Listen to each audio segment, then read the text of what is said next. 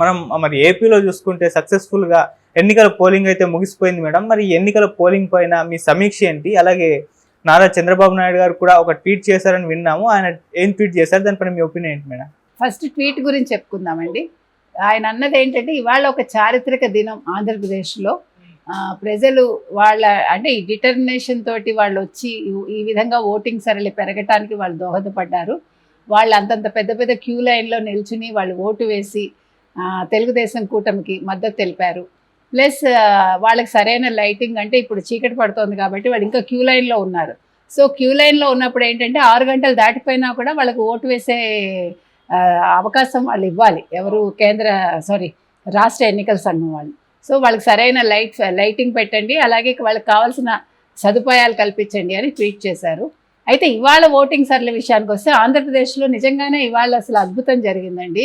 ఎందుకంటే దేశ విదేశాల నుంచి ఓటర్లు రావడమే కాకుండా ప్రతి రాష్ట్రం నుంచి, అంటే తెలుగు వాళ్ళు ఎక్కడెక్కడ ఉన్నారో వాళ్ళు తమ ఓటు హక్కు వినియోగించుకోవటానికి ఈరోజు కార్లలో కావచ్చు, బస్సుల్లో కావచ్చు, ప్రత్యేక బస్సుల్లో కావచ్చు, లేకపోతే వాళ్ళు ఎలా పడితే అలాగా, ఈవెన్ ఫ్లైట్స్ కూడా వాళ్ళు అసలు డబ్బులకు వెరవకుండా ప్రైవేట్ బస్సులు అయితే చాలా రేట్లు పెంచేసాయి.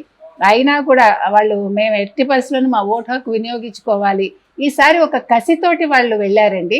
అదేవిధంగా ఈసారి మనం అసలు జనాభా ప్రకారం చూసుకుంటే 2,03,000 పురుషులు ఉంటే 2,10,000 పైన స్త్రీలు ఉన్నారు, మహిళా ఓటర్లు.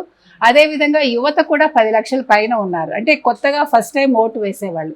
ఓవరాల్ మనం ఇండియాలో భారతదేశంలో చూసుకుంటే 1 కోటి పైనే ఉన్నారు.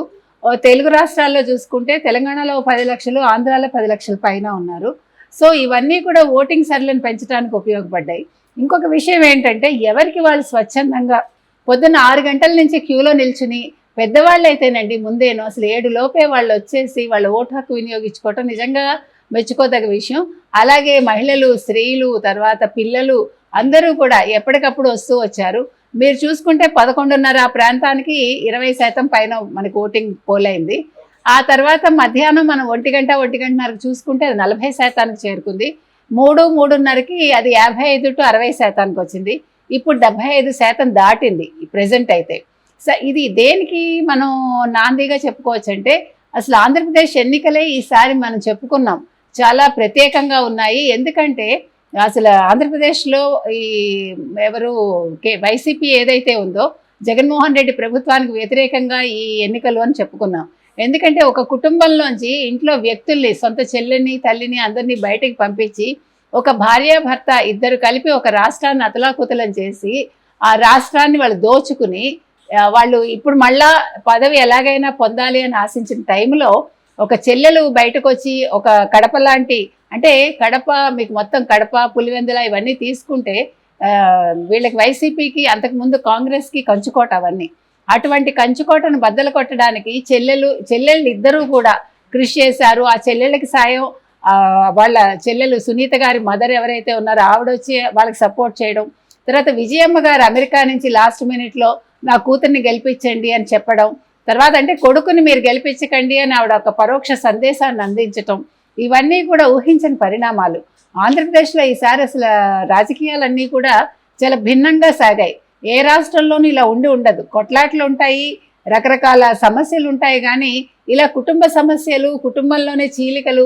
ఇంకొక పెద్ద విషయం ఏంటంటే, వైఎస్ జగన్మోహన్ రెడ్డి ఓపెన్గా మా చెల్లెలు రాజకీయాల్లోకి రావడం నాకు ఇష్టం లేదు అని చెప్పాడు ఆయన. అంటే తల్లి చెల్లి అంటే ఇంకెవరూ రాకూడదు, ఆయన ఒక్కడు రావాలి. భారతీరెడ్డి చెప్పడం అయితే ఫ్యామిలీలో ఒక్కళ్ళే రాజకీయాల్లో ఉండాలి అని క్లియర్గా చెప్పింది ఆవిడ. సో కడప నుంచి ఒక అవినాష్ రెడ్డి మాత్రమే రావాలి అంటే ఎంత స్వార్థం, ఎంత సంకుచితత్వం. ఇలాంటి మనుషులు రాష్ట్రాన్ని వాళ్ళు పాలిస్తే ప్రజలకు ఏమిస్తారండి? సంక్షేమాలు ఒక్కటే నన్ను గట్టెక్కిస్తాయి అని ఆయన అనుకున్నాడు. ఆయన లాస్ట్ మినిట్ వరకు కూడా అదే భ్రమలో ఉన్నాడు. ఆ భ్రమలని ఇవాళ ప్రజలు పటాపంచలు చేశారని మనం చెప్పుకోవచ్చు.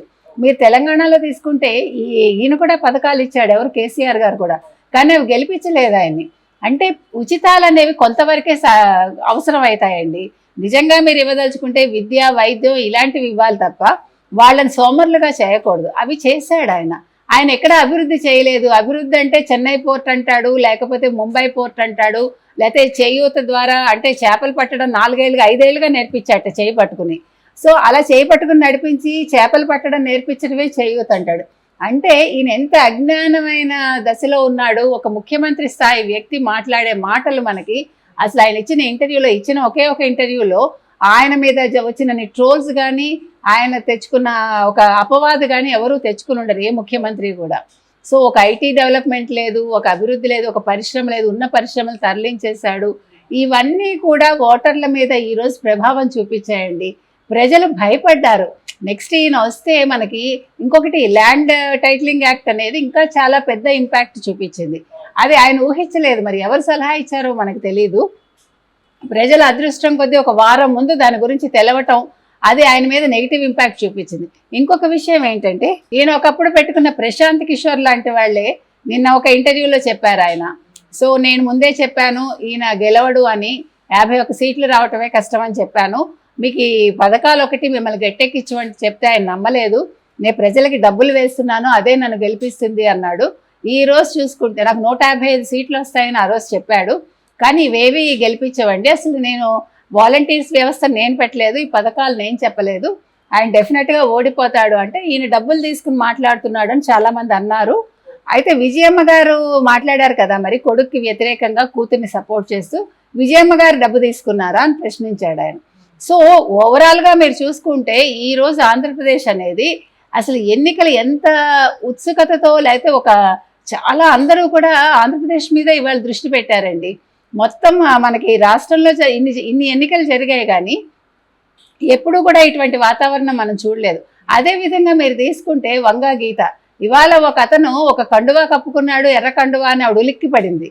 ఎందుకు ఉలిక్కి పడాలి? నువ్వు ఎర్రచీర కట్టుకున్నావు, లోపల ఫ్యాన్లు తిరుగుతున్నాయి, ఫ్యాన్లు తీయించేయాలా మరి? అంటే మనిషి ఎంత దిగజారుతున్నాడో ఆలోచనలో అనేది మనం చెప్పుకోవటానికి ఇవన్నీ కూడా. నువ్వు ఒక అభ్యర్థిగా ఉన్నావు, నీకెందుకు భయం? నువ్వు గెలుస్తాననుకున్నావు, నువ్వు చేసిన మంచి నేను గెలిపిస్తుంది అన్నప్పుడు ఇవన్నీ చిన్న విషయాలండి. దానికోసం పోలీసులకు ఫోన్ చేసి ఆవిడ ఇందాక కూడా 3:30 కూడా ఫోన్ మాట్లాడుతోంది ఆవిడ. సో అంటే ఒక ఇష్యూ చేయడానికి విషయాలు ఎలా కావాలి అనే దానికి.